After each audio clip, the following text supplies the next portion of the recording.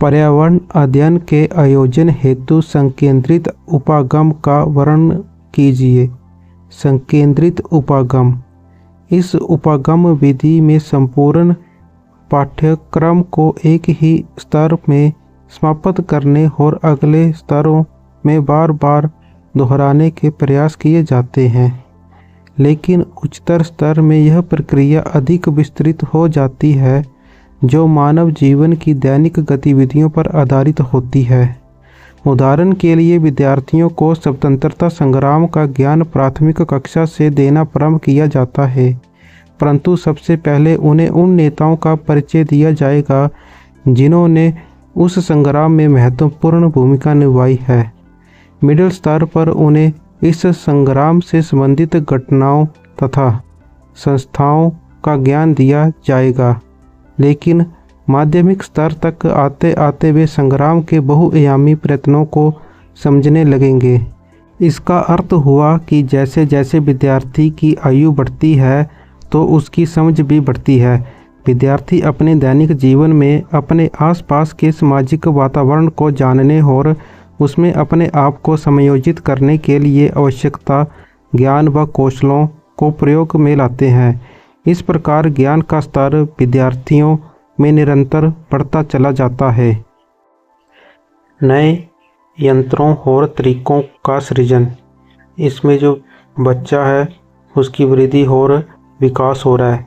विकास में वह परिवार समुदाय को जानेगा, स्कूल के समुदाय को जानेगा, पड़ोसियों को जानेगा, स्थानीय समुदाय को जानेगा, राष्ट्रीय समुदाय को जानेगा, फिर पूरे विश्व को जानेगा। फिर विश्व को जानने के बाद उसके पास शिक्षा, संचार, यातायात, उत्पादन, विनिमय तथा वितरण, संरक्षण तथा बचाव, संगठन तथा संचालन, सौंदर्यात्मक तथा आध्यात्मिक आवश्यकताओं की अभिव्यक्ति, ये सारे का सारा उसके पास ज्ञान आ जाएगा। यहाँ संकेंद्रित चक्र मनुष्य के विस्तृत समुदायों की ओर संकेत कर रहा है। समय समय पर विद्यार्थी इसके संपर्क में आता है और इस उपागम से परिचित होता है। इस प्रकार बच्चा 3 स्तरों से गुजरता हुआ सामाजिक अध्ययन की रुचि जागृत करता है। ये 3 स्तर इस प्रकार हैं: प्राथमिक चरण व्यक्तियों द्वारा सीखना, माध्यमिक चरण घटनाओं द्वारा सीखना, उच्च चरण विचारों द्वारा सीखना। संकेंद्रित उपागम के लाभ। नंबर 1, बौद्धिक विकास। इस उपागम के द्वारा विद्यार्थियों का मानसिक एवं बौद्धिक दृष्टिकोण का विकास होता है। नंबर 2, रुचि की जागृति। इस विधि द्वारा पर्यावरण अध्ययन में विद्यार्थियों की रुचि जागृत होती है। नंबर 3, सरल मार्ग।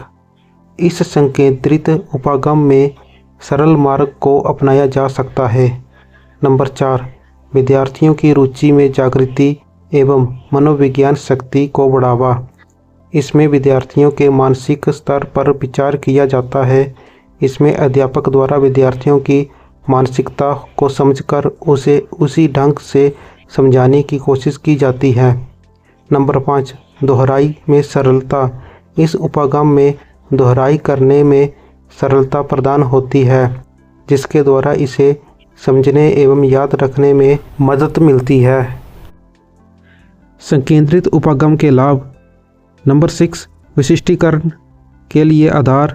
इस उपागम द्वारा विशेष गुण पैदा करने के लिए आधार प्राप्त होता है। नंबर 7, शिक्षण के सूत्रों पर आधारित।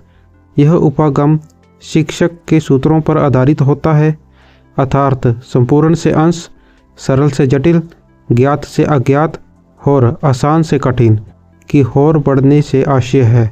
नंबर 8, सामाजिक अध्ययन विषय के प्रति रुचि। यह विद्यार्थियों में सामाजिक अध्ययन के प्रति बचपन से रुचि उत्पन्न करने में सहायता प्रदान करती है। संकेंद्रित विधि की सीमाएं। नंबर 1, आवृत्ति और निरसता। इसमें तथ्यों को पढ़ने या सुनने में कोई रुचि नहीं होती तथा परिणाम स्वरूप इसमें जिज्ञासा एवं उत्साह का उद्भव भी नहीं होता है। नंबर 2, कुछ नया करने की रुचि में अभाव। इस विधि में नया और सृजनात्मक कार्य करने का अभाव होता है। नंबर 3, विवरण का अभाव।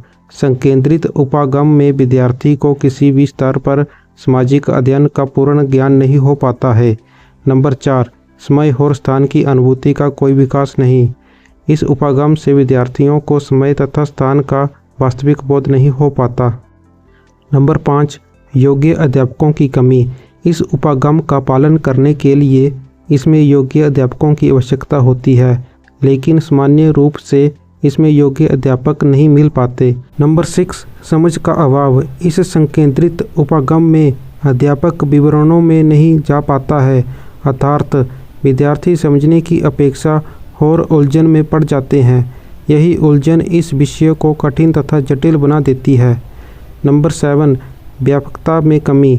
सामाजिक अध्ययन का क्षेत्र बहुत बड़ा है, परंतु इस उपागम से संगठित किया गया पाठ्यक्रम इस व्यापकता को प्रकट करने में सक्षम नहीं हो पाता।